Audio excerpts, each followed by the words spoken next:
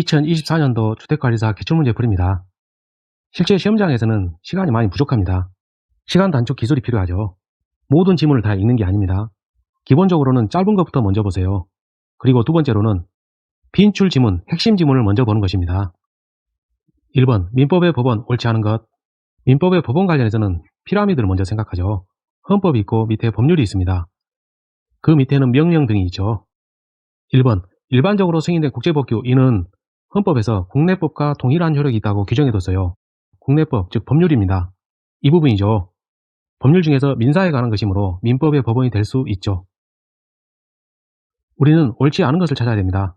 2번, 일반적인 명령은 법률 밑에 있습니다. 그러나 긴급 재경 명령은 법률과 동일한 효력이 있어요. 그 중에서 민사에 관한 겁니다. 따라서 민법의 법원이 될 수 있는데 없다 했으니까 틀렸죠. 정답은 2번. 형성권이 아닌 것은 형성권의 종류는 굉장히 많습니다. 이거를 외우신 분들인데 외울 필요 없어요. 1번, 계약의 해제권.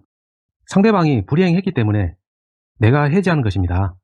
이미 채무 불이행했던 사람이기 때문에 동의해줄 리도 없고 동의받을 필요도 없죠. 그러므로 해제권자의 일방적 의사표시로 성립하고 효력을 발생합니다. 즉 형성권이죠. 취소권도 마찬가지입니다. 상대방의 위법행위가 있었기 때문에 내가 취소하는 거예요. 그러므로 이러한 취소권 행사에 대해서 상대방이 동의해줄 리도 없고 나 역시도 동의가 필요 없습니다. 즉 취소권 행사, 일방적 의사표시로 효력을 발생하죠. 그러므로 형성권입니다. 4번부터 보시면 매매에 대해서 예약을 했습니다. 그리고 완결의 의사표시를 하죠. 시간적으로 보면 예약, 완결의 의사표시, 그 결과 본계약인 매매계약이 성립됩니다. 그리고 효력을 발생하죠. 예약 당시에 이미 본계약 체결을 약정을 했어요. 그렇기 때문에 일방 완결권자가 완결의 의사표시함에 있어서 상대방의 동의 승낙은 필요가 없습니다. 즉 형성권인 거죠. 남은 것은 둘 다 청구권입니다. 이 부분은 보나마나 이 내용이에요. 실질은 형성권인데 이름만 청구권인 경우죠. 이 부분에 대해서 우리가 암기한 것은 감소분 매수입니다. 매수 청구권이죠. 지상물 매수 청구이든 부속물 매수 청구권이든 형성권이에요. 감소분 매수로 암기하세요. 따라서 남은 것은 3번이네요. 3번, 신의칙과 파생원칙 옳은 것은 전체적으로 짧습니다. 그러므로 순서대로 풀어도 돼요. 1번, 권리행사 의무이행은 신의조차 성실히 해야 된다. 이는 민법 제2조 조문 그대로입니다. 옳은 것을 찾아야죠. 정답은 1번.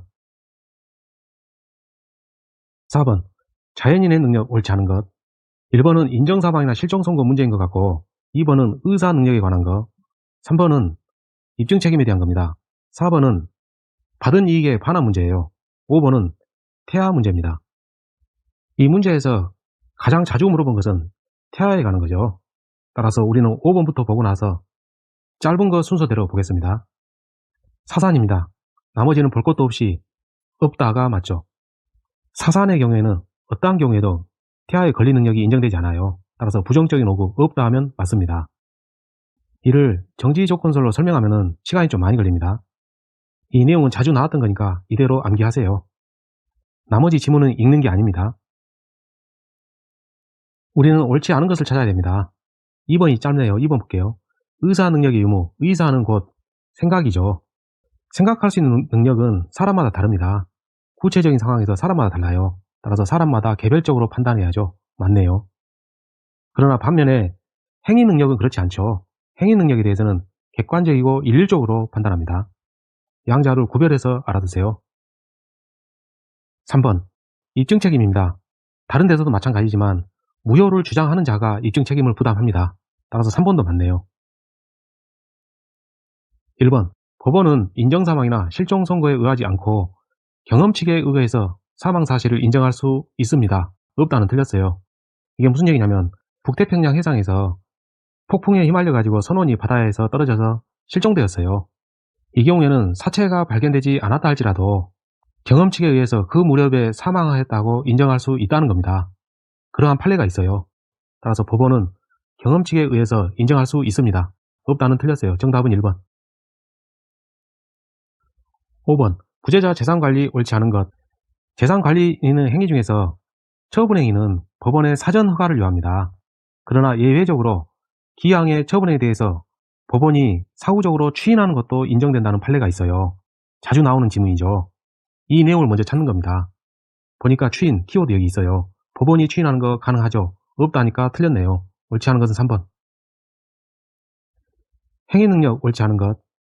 1번은 본인의 의사를 고려해야 되느냐 문제고, 2번은 성년 후견 개시 청구가 있을 때 법원이 필요하다면 한정 후견 개시할 수 있느냐 문제입니다. 가정법원은 광범위한 재량권이 있죠. 따라서 필요하면은 할 수 있습니다. 우리는 옳지 않은 것을 찾아야 됩니다. 따라서 2번은 답이 아니네요. 3번은 한정 후견에서 동의 문제이고, 4번은 특정 후견에서 기간 또는 사무 범위를 정해야 되는 거 맞네요. 맞는 것은 답이 아니니까 지울게요. 5번 역시 본인의 의사에 관련된 겁니다. 짧은 거 1번부터 볼게요. 본인의 의사를 고려해야 되느냐 문제에서 성년 후견 계시든 한정 후견 계시든 본인의 의사를 반드시 고려해야 됩니다. 맞습니다. 3번 동의 문제인데요. 한정 후견 제도에서는 동의가 맞습니다. 그러나 피성년 후견에서는 동의 그러면은 틀립니다. 이 두 가지를 구별해서 알아두세요. 따라서 남은 것은 5번이 정답이네요.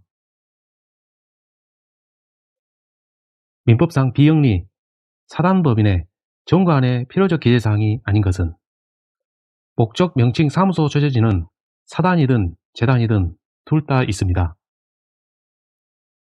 사단이니까 사원이 있죠. 사원 자격의 득실, 득실은 OX입니다. 그리고 또 하나 있죠. 이사의 임면에 대해서 임면 OX죠. 이러한 OX는 정관의 필요적 기재사항이 맞습니다. 따라서 남은 것은 5번인데 이게 정답이네요. 정관에서는 이사의 임면에 관한 것을 규정합니다. 이사회라든가 구성 이런 건 없어요. 8번 해산 청산에 관한 설명으로 옳은 것은, 가장 중요한 것은 청산 절차에 위반된 행위는 절대적으로 무효입니다. 이게 핵심이에요. 1번 보니까 해산에 관한 것이고, 2번은 재산의 귀속 문제, 3번은 청산의 목적 범위 내에서만 권리 의무 있다. 맞죠? 만일 청산의 목적 범위 외라면, 즉 청산의 목적 범위 외의 처분 행위 등을 하게 되면 이는 청산 절차 관련 규정 위반으로 절대적 무효가 됩니다. 즉 이것과 관련된 문제가 되는 거죠. 그런데 우리는 옳은 것을 찾기 때문에 정답은 3번. 9번 비영리법인 옳지 않은 것. 1번은 성립 문제이고 2번은 감사에 관한 겁니다. 3번은 이익 상반의 경우 대표권 문제예요. 4번은 상속 문제, 5번은 법인 목적을 달성할 수 없는 경우에 관한 내용입니다. 한마디로 핵심이 없어요. 따라서 짧은 거 1번부터 봅니다.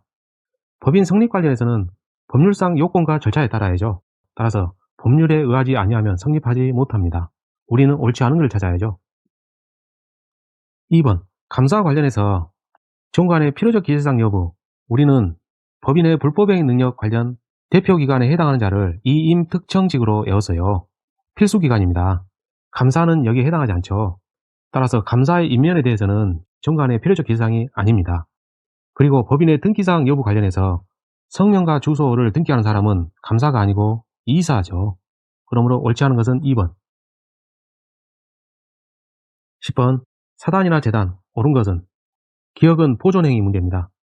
짧은 순으로 전체적으로 봐야겠습니다. 총유에서 보존행위는 사원 각자가 해서는 안 됩니다. 공동소유에서 공유, 합유, 총유가 있어요. 우리가 알고 있는 것은 공공가이죠. 이쪽으로 가면은 단체성이 강합니다. 따라서 총유에서는 사원 각자가 할 수가 없어요. 그런데 여기서 있다 했으니까 틀렸죠. 기억이 있는 것은 답이 아닙니다.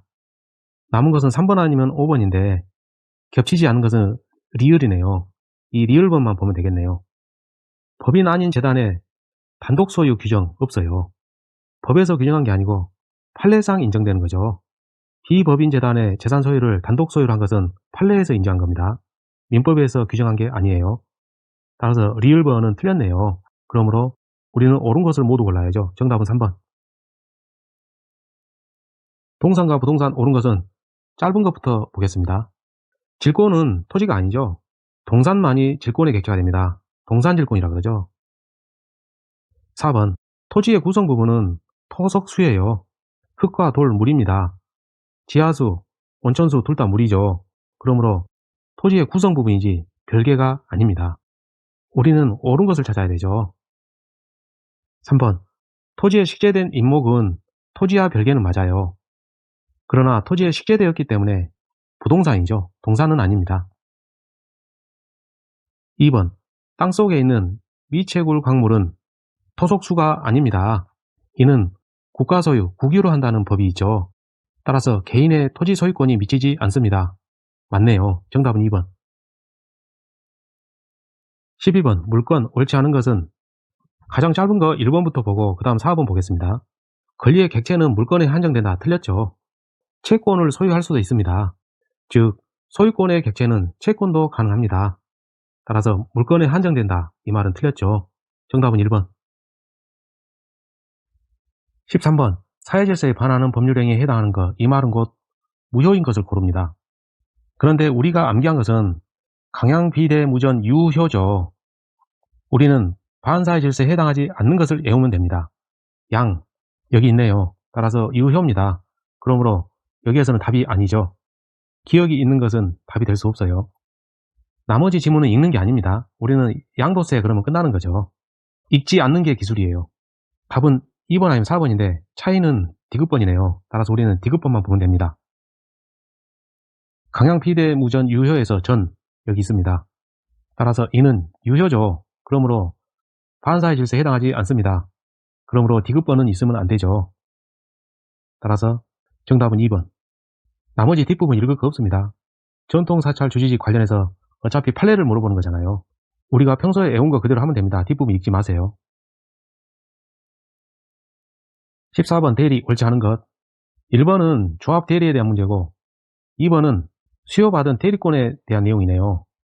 3번은 임의 대리에서 대리권 소멸 관련입니다.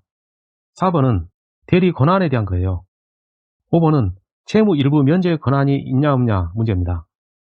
전체적으로 보면은 초점이 없어요. 이러한 경우는 짧은 것부터 봅니다. 3번 먼저 보고 1번 풀면 되겠습니다. 임의 대리에서 대리권 소멸 사유는 사사성파철 원입니다. 원인 관계 종료죠. 따라서 소멸합니다. 우리는 옳지 않은 걸 찾아야죠. 그러므로 3번은 답이 될 수 없어요. 1번. 우리가 민법에서 배운 법인은 사단 아니면 재단입니다. 조합은 법인이 아니죠. 따라서 법인격이 없습니다. 이러한 조합 대리에서 표시하여 대리행위를 해야 된다. 이는 곧 현명주의입니다. 일반적으로는 갑의 대리인을 형식으로 하죠. 그런데 조합의 경우에는 조합원이 100명이 넘어가기도 합니다. 이때 조합원 100명의 전원의 성명을 표시할 필요는 없다는 거죠. 판례입니다. 조합 대리에서는 반드시 조합원 전원의 성명을 표시할 필요는 없어요. 따라서 하여야 한다. 이 부분 틀렸네요. 정답은 1번. 15번. 불공정한 법률행위 옳지 않은 것 관련해서 우리는 이 그림만 기억하면 됩니다. 이러한 경우에는 불공정한 법률행위가 적용되지 않죠. 기억, 공경매입니다. 공적인 절차를 통해서 진행됩니다. 따라서 항상 공정하죠. 그러므로 백사조가 적용되지 않습니다. 우리는 옳지 않은 것을 찾아야 되니까 기억번은 있는 게 맞죠. 니은번은 셋 중에서 제일 짧으니까 읽어도 되겠습니다. 현재의 균형을 잃었다. 이 말은 곧 객관적 요건입니다. 그리고 공박경솔 무경험 이는 주관적 요건이에요. 불공정한 법률행위가 성립한다 하려면 객관적 요건과 주관적 요건이 둘 다 충족해야 됩니다. 객관적 요건이 있다고 해서 주관적 요건이 있는 것으로 추정될 수는 없죠. 그런데 이 부분 추정된다 했으니까 틀렸네요. 우리는 옳지 않은 것을 모두 골라야 됩니다. 따라서 니은번도 있는 게 맞죠. 없는 4번은 틀렸네요. 답은 1번 아니면 3번인데 리을번만 보면 되겠습니다. 예약하기를 물건으로 대신 갖겠다 했어요. 이때 예약했습니다. 그리고 이때 변제하죠. 이 사이에 물가는 상승합니다. 가격과 가격의 불균형 여부 판단은 변제시 기준이죠. 예약 당시를 표준으로 하지 않습니다. 변제시가 기준이에요. 따라서 리을번도 틀렸어요. 정답은 3번. 표현대리 옳은 것. 무림의 고수민법에서 누차 설명했죠. 협의의 무권대리하고 표현대리는 둘 다 무권대리입니다. 양자 간의 차이는 도형으로 표시할 수 있죠. 여러분도 외울 때 단순하게 기억하세요. 그래야 뚜렷하고 정확하게 오랫동안 기억할 수 있습니다. 표현대리 효과는 동그라미입니다. 본인이 전적인 책임을 져요. 외관 작졸에 대해서 본인의 책임이 있기 때문이죠. 기억을 보시겠습니다. 본인이 이행 책임을 진다. 이 경우 본인은 전적인 책임을 지기 때문에 과실상계의 범위가 유추 적용되지 않습니다. 맞는 것이죠. 따라서 기억은 있는 것이 답이에요. 디귿번도 같은 맥락입니다. 무권 대리인이 그 행위가 범죄를 구성했어요. 이 경우에도 마찬가지로 본인은 전적인 책임을 집니다. 즉 표현 대리가 적용이 되죠. 표현 대리는 세 종류가 있는데 보니까 대리인의 권한을 넘는 행위를 합니다. 그러면 이는 권한을 넘는 표현 대리가 되는 것이죠. 따라서 표현 대리 법리는 적용됩니다. 없다 했으니까 틀렸네요. 우리는 옳은 것을 찾아야 됩니다. 따라서 디귿번이 있으면 답이 안 되는 것이죠.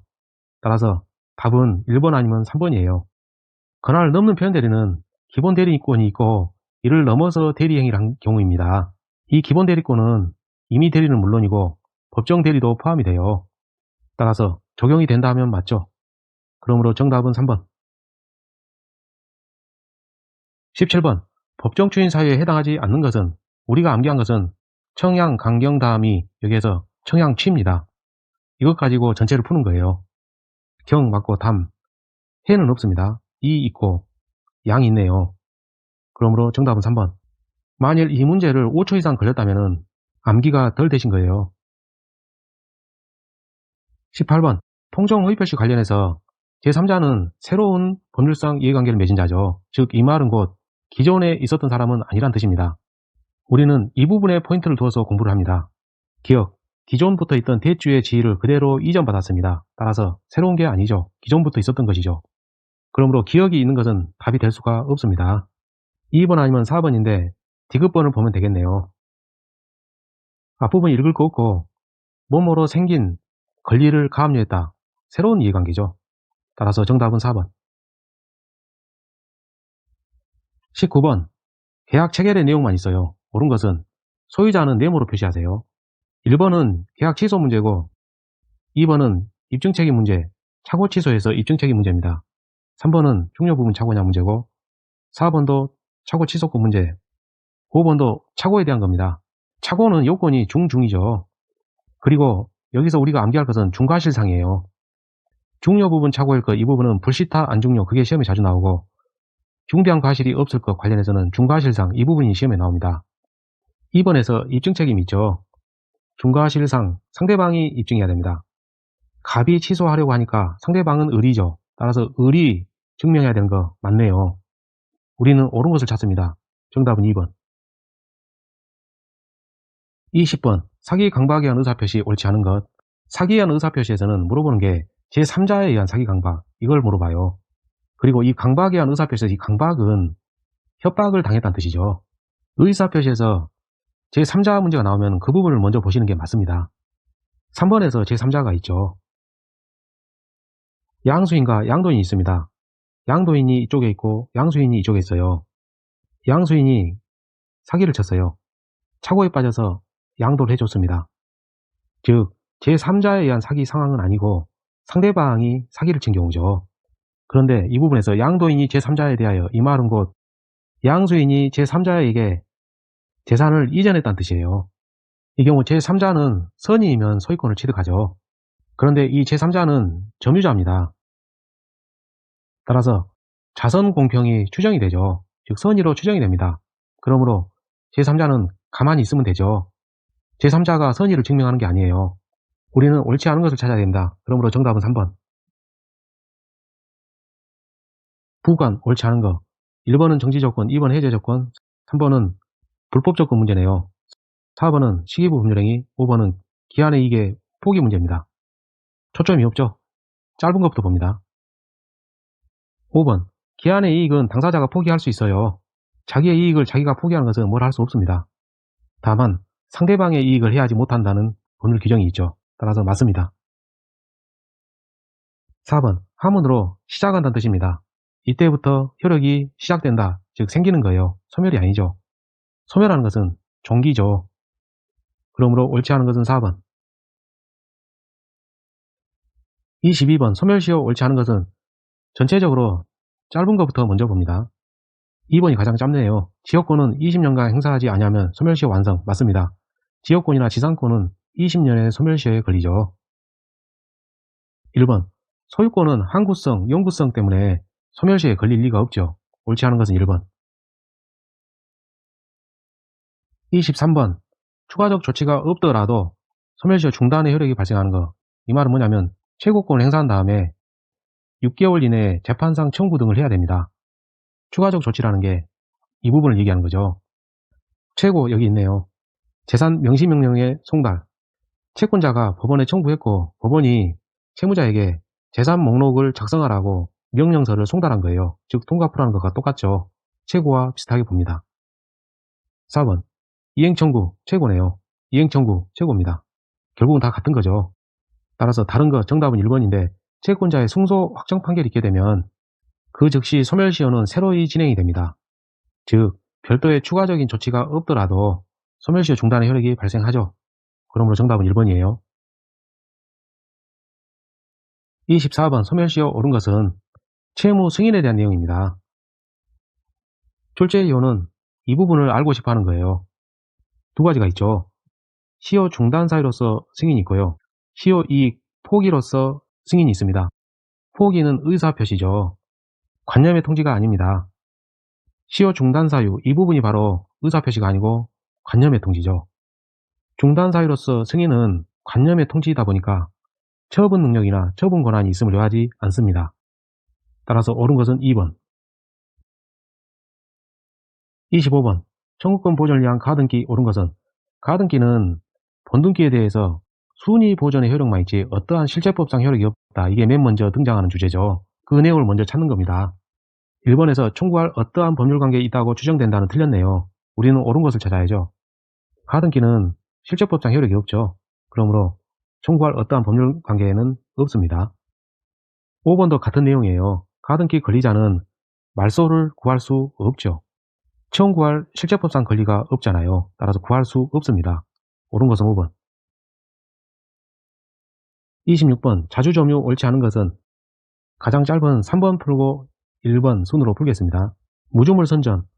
선점 당시에 주인이 없다. 이를 가지겠다라는 의사로 선점했습니다. 자주점유죠. 1번 자주점유는 소유자와 동일한 지배를 하려는 의사, 즉 소유의사 맞네요. 우리는 옳지 않은 것을 찾아야 되는데 아직 답을 못 찾았네요. 그 다음 짧은 것은 2번이니까 2번을 풀겠습니다. 2번 사실은 무효인데 매매 당시에는 무효임을 알지 못하고 매수했어요. 즉 소유의사로 매수한 것이죠. 그러므로 자주점유가 됩니다. 그 후에 나중에 그 매매가 무효로 되었다 할지라도 점유 성질이 타주점유로 변하는 건 아니죠. 옳지 않은 것은 2번이네요. 27번 물권적 청구권. 물권적 청구권은 소유권이나 또는 점유권이 있어야 돼요. 그리고 상대방도 현실적으로 점유하고 있는 자여야 되죠. 이 내용에 관한 것을 여기서 빨리 찾는 겁니다. 1번 토지 소유권이 있어요. 그러므로 불법 점유자에 대해서 물권적 청구권 행사할 수 있죠. 없다는 틀렸습니다. 우리는 옳은 것을 찾아야 되죠. 2번 소유자는 소유권이 있기 때문에 인도를 청구할 수 있어요. 그러나 상대방이 현실적으로 점유하고 있는 자여야 됩니다. 그런데 이 부분 점유를 상실하여 현실적으로 점유하고 있지 아니한 자에 대해서는 청구할 수가 없죠. 3번 소유권을 상실했어요. 소유권이 없습니다. 따라서 소유권에 기한 이 말이 틀렸어요. 또 물권적 청구를 행사할 수 있다 이 말도 틀렸죠. 5번 볼까요? 지역권은 소유권이 아니에요. 또 점유권도 아닙니다. 그러므로 반환 청구를 할 수 없죠. 우리는 옳은 것을 찾아야 되는데 남은 것은 4번 뿐이네요. 간단히 보니까 염려가 있으면 예방을 청구할 수 있죠. 28번 공유 옳지 않은 것은 공유에서는 지분을 처분하느냐 또는 공유물 자체를 처분하느냐를 먼저 구별을 하셔야 됩니다. 공유, 합유, 총유에서 공유 쪽으로 가면은 개인주의가 강하죠. 따라서 자기 지분 처분에 대해서는 자유롭게 가능합니다. 그리고 분할 청구도 가능하죠. 1번 지분이니까 지분권자가 자유롭게 처분 또는 담보 제공 가능합니다. 다음은 5번이 더 짧으니까 5번부터 볼게요. 각 공유자들이 무단 점유자에 대해서는 차임 청구 가능해요. 차임 상당의 부당이득 반환 청구 채권을 가지고 있죠. 이 부분은 각자 지분만큼입니다. 따라서 나눌 수 있는 가분 채권이죠. 우리는 옳지 않은 것을 찾아야 돼요. 2번에서 매도한 게 공유물 자체입니다. 공유 토지죠. 이 경우 처분한 자는 자기 지분에 한해서는 유효하고 다른 공유자의 지분에 대해서는 무효입니다. 그런데 이 부분 전부 무효라 했으니까 이 부분 틀렸네요. 옳지 않은 것은 2번. 29번 지상권 관련해서 인정되지 않는 거, 우리가 암기한 것은 지상낙원 자유공짜입니다. 공짜, 즉 지뢰 없는 거 맞죠? 우리는 인정되지 않는 것을 골라야 됩니다. 따라서 니은번은 있으면 답이 안 됩니다. 답은 2번 아니면 5번입니다. 기억을 볼게요. 지상물과 지상권은 분리처분 가능합니다. 암기 방법은 이거죠. 토지 소유자와 지상물 소유자 그리고 지상권자는 다 달라도 됩니다. 즉 분리처분이 가능하죠. 우리는 인정되지 않는 것만을 골라야 됩니다. 그러므로 기억이 포함되면 안 되죠. 남은 것은 5번.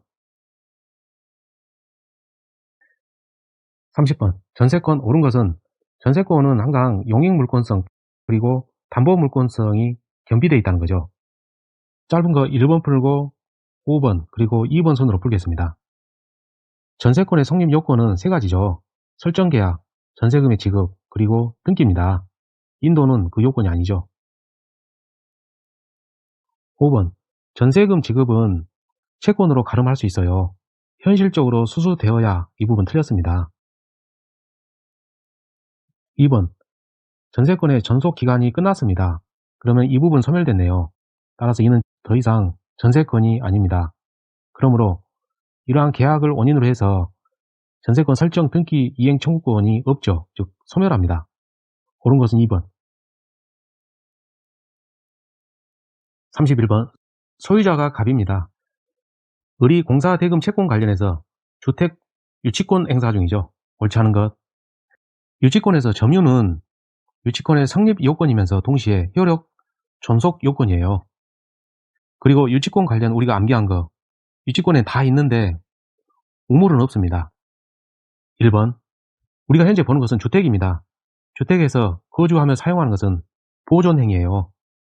따라서 소유자 갑의 동의 없이도 가능합니다. 즉 주택에 계속 거주 사용하는 것은 적법하죠. 유치권에 다 있다. 이 부분입니다. 주택에 거주 사용 가능합니다. 2번. 유치권엔 다 있습니다. 따라서 경매 신청권이 있어요. 그러나 우물은 없죠. 우선 변제권 없습니다. 우선 변제 없다 했으니까 맞네요. 소유자 갑이 반환 청구에 소를 제기했어요. 유치권자 을이 유치권에 항변을 합니다.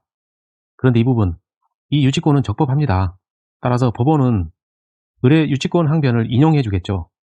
따라서 법원은 상환 이행 판결합니다. 즉 갑에게 네가 돈을 먼저 갚아라. 상환 이행 판결을 하는 거예요. 맞는 거죠. 그러나 만일 이 부분에서 갑의 전부 패소 판결 그러면 틀립니다. 아직 답을 못 찾았어요. 4번. 점유는 유치권의 성립 요건이면서 존속 요건입니다. 따라서 점유를 회복하지 않았다. 즉 점유를 상실했다는 뜻이에요. 그러므로 유치권은 없죠. 정답은 4번. 32번. 저당권으로서 담보될 수 있는 채권입니다. 우리가 암기한 것은 시옷, 이응, 지읒, 치읓입니다. 1번. 원본은 맞는데 초과하는 부분은 아니에요. 등기된 금액을 초과하면 저당권에 의해서 담보되지 않습니다.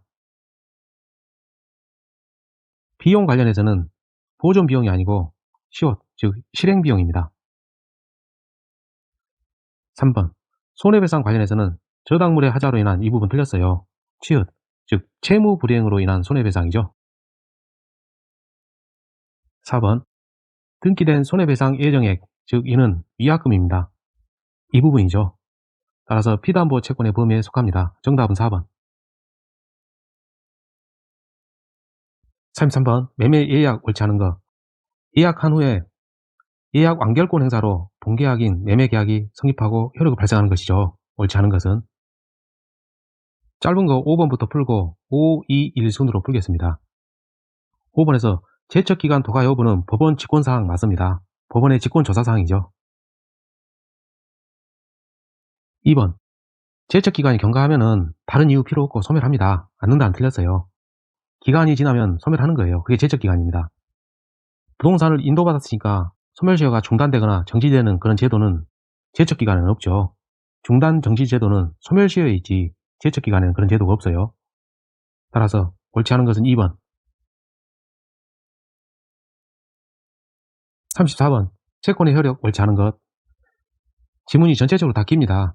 1번은 기책사유 문제고 2번은 법정 대리인이 채무자를 위하여 채무를 이행한다. 즉 이행보조자 문제입니다. 이 경우는 법정 대리인의 고의 과실을 채무자의 고의 과실로 보죠. 채무자가 있고 법정 대리인 또는 피용자가 있습니다.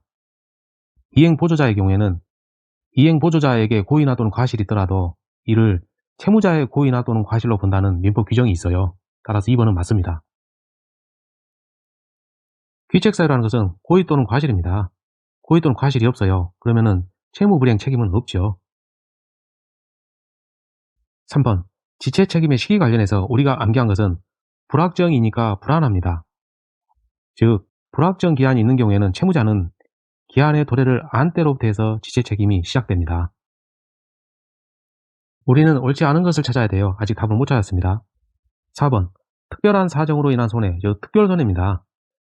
특별손해에 대해서는 일반적으로는 예견할 수 없습니다. 따라서 채무자가 알았거나 알 수 있었을 때 하나여만 배상 책임이 있죠.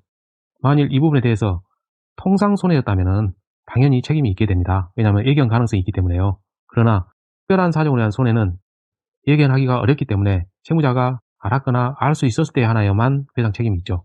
4번도 맞네요. 그러면 남은 것은 5번이 정답. 35번 불가분 채무에 해당하지 않는 것은 공단에서는 4번을 정답으로 처리했죠. 관련해서 이 문제에 대해서 행정소송까지 갔는데요. 공단이 이겼습니다. 이 부분이 가분 채무라는 것이죠. 그러나 대법원 판례상 이 내용은 상당한 의문이 있습니다. 대법원에서 불가분 채무라는 내용이 있기 때문이죠. 만일 이 문제가 다시 나온다면 저라면은 이 부분은 불가분 채무라고 저는 할 것입니다. 이 내용은 이 정도로 하고요. 이 부분은 아셔야 돼요. 공동 임대인이 임차인에게 보증금을 반환할 때는 불가분 채무입니다. 이 내용은 반드시 기억하세요. 임대인의 동의가 있는 전대차입니다. 옳지 않은 것. 3명이 있죠. 임대인 있고 임차인이 있습니다. 둘 사이에 임대차 계약 유효합니다. 그리고 전대차 계약이 있었죠. 이 부분에 대해서 임대인이 동의를 해줬습니다. 따라서 이 전대차 계약도 그대로 유효합니다. 즉 전차인 입장에서는 이 전대차 계약에서 차임 지급 시기가 도래했다면 그 도래 이후에는 전대인에 대해서 차임을 지급해도 정당하고 유효합니다. 그러나 만일에 이 전대차 계약에서 차임 지급 시기 이전이라면 전차인은 전대인에게 돈을 지급할 게 아니고 그 차임을 임대인에게 지급해야 됩니다. 그 차이가 있는 거예요. 임대인의 동의가 있는 전대차에서는 이 내용을 먼저 여기서 찾아야 됩니다. 2번에 그 내용이 있죠. 3번에도 그 내용이 있습니다. 전차인이 전대차에서 지급 시기 이후에 전대인에게 차임을 지급한 것은 정당한 것이죠. 왜냐하면 이후니까요. 따라서 이것을 가지고서 전차인은 임대인에게 대항할 수 있죠. 3번 전차인이 전대차에서 차임 지급 시기 이전에 전대인에게 차임을 지급했다. 이는 정당하지 아니한 차임 지급입니다. 이 경우에는 전대인에게 차임을 지급하면 안 돼요. 그 경우에서 임대인이 전차인에게 차임 지급을 청구하기 전에 그 차임 지급 시기, 그는 이 부분입니다. 전대차의 차임 지급 시기가 도래했어요. 그러면은 이 부분은 무시되고 차임 지급 시기 도래 이후에 지급한 것과 같은 효과가 있죠. 따라서 이 경우에는 정당한 지급이 되는 겁니다. 그러므로 전차인은 임대인에게 대항할 수 있죠. 우리는 옳지 않은 것을 찾아야 돼요. 아직 정답을 못 찾았습니다. 5번이 짧으니까 먼저 볼게요. 임대차 계약이 해지 통고로 종료되었습니다. 임대인과 임차인 사이 문제죠. 일반적으로 전차인은 이 내용을 알 수가 없습니다. 따라서 임대인은 전차인에 대해서 그 사유를 통지해야지만이 전차인에게 대항할 수 있어요. 따라서 이러한 사유를 통지하지 아니하였다면 이 부분 해지 가지고서 전차인에게 대항할 수는 없죠. 따라서 5번도 맞네요. 4번 건물 전차인은 토지 전차인이 아니죠. 다릅니다. 건물 전차인은 이러한 기간이 만료되고 나면 이 건물이 남아있다 해도 토지 소유자에게 갱신청구권 행사해가지고 거절하면은 지상물 매수 청구권 행사할 수 있는 위치에 있지 않아요. 자 보세요. 이전 전대차와 동일한 조건으로 임대할 것을 청구한다. 이 말은 곧 갱신 청구권 행사거든요. 이를 하는 이유는 시상물 매수 청구권 행사하기 위한 것이에요. 그런데 건물 전차인이기 때문에 이게 인정되지 않는 겁니다. 만일 이를 인정할 수 있으려면 이 부분을 토지 전차인으로 바꾸면 맞는 것이죠. 따라서 이 건물 전차인 이 부분이 틀렸어요. 옳지 않은 것은 4번. 37번 도급 옳지 않은 것은 짧은 것 순으로 읽겠습니다. 3번 도급인이 파산 선고를 받았습니다. 이행 능력이 없기 때문에 맞은편에 있는 수급인도 계약을 해지할 수 있고 또 파산 관제인도 이 도급인 보호상 도급계약을 해제할 수 있습니다. 공사 도급계약은 도급인이 있고 수급인 그리고 여러 하수급인이 있죠. 수급인은 제3자 이 부분이죠. 하수급인을 사용해서 이를 완성할 수 있습니다. 5번 동시이행관계의 문제입니다. 도급인이 있고 수급인이 있습니다. 도급인은 공사 대금을 줘야 되죠. 수급인은 목적물을 완성해서 인도해 줘야 됩니다. 그러나 이러한 목적물에 하자가 있었어요. 그로 인한 손해배상 채무 그리고 그 하자로 인해서 발생한 추가 손해 즉 확대 손해 이 부분에 대해서 손해배상 채무도 공사대금 채무와는 동시이행관계에 있습니다. 않는다는 틀렸네요.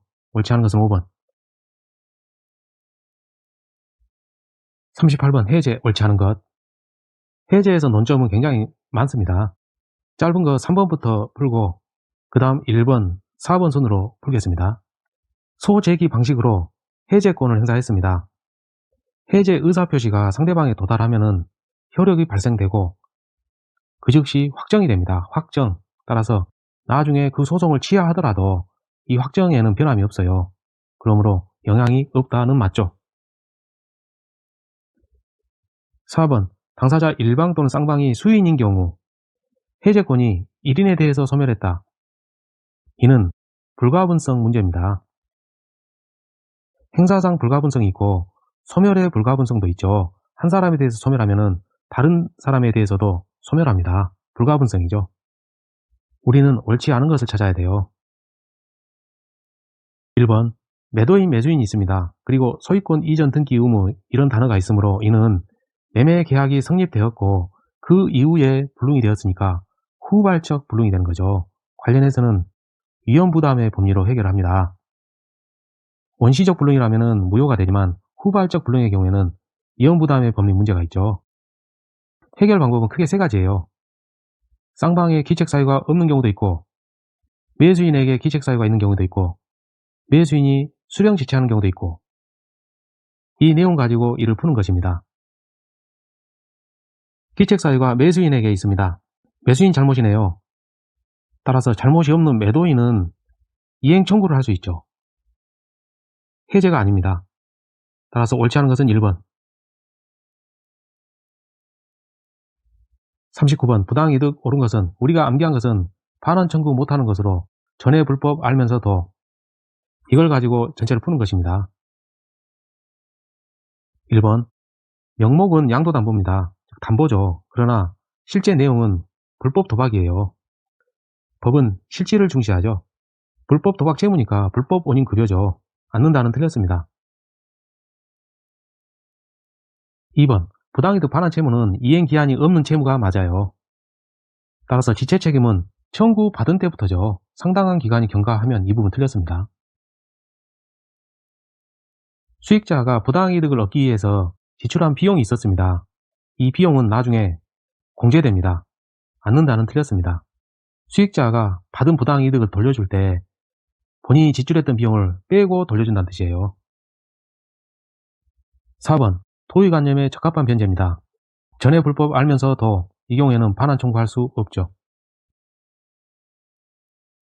5번 불법 원인급여 전에 불법 알면서도 불법입니다. 반환 청구하지 못합니다. 즉 반환 청구 불가능해요.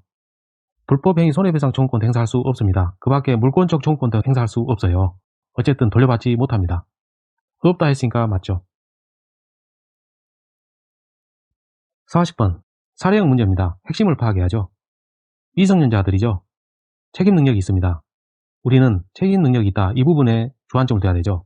왜냐하면 손해배상의 문제거든요. 소유자 갑을 네모로 표시하고 을병정이 불법행위자들이죠. 을병정은 소유자 갑에 대해서 공동으로 기계를 고장낸 행위 책임자들입니다. 공동 불법행위니까 부진적 연대채무죠. 즉 연대채무 관계에 있어요. 그리고 이 미성년자들에 대해서 친권자가 있다면 이 친권자는 감독 의무 위반, 즉 과실 책임을 부담합니다. 그리고 이 친권자 역시도 부진적 연대채무 관계에 있어요. 연대채무 관계는 이거죠. 각자가 전부에 대해서 책임이 진다. 이 부분입니다. 손해액을 보니까 갑에게 300만원 손해가 발생했어요. 그러므로 각자는 300만원씩에 대해서 책임을 지는 거죠. 그 내용을 여기서 빠르게 찾아야 됩니다. 보니까 3번에 그 말이 있어요. 병은 갑에게 100만원의 채무만을 부담한다. 틀렸죠. 연대채무자이기 때문에 300만원의 채무를 부담합니다. 우리는 옳은 것을 찾아야 돼요. 따라서 아직 답을 찾지 못했습니다. 그 다음 보실 것은 친권자입니다. 미성년자 말이 나왔기 때문에 친권자를 묻는 거예요. 4번에 친권자가 있습니다. 친권자는 과실 책임을 부담합니다. 무과실 책임이 아니에요. 친권자가 감독 의무를 위반했습니다. 이 말은 곧 과실이 있다는 얘기죠. 그리고 손해 사이에 상당 인과관계가 있습니다. 따라서 민법 제750조 일반 불법행위 책임 요건을 갖췄죠. 그러므로 책임을 물을 수 있습니다. 피해자 갑은 A에 대해서 책임을 물을 수 있어요. 정답은 4번.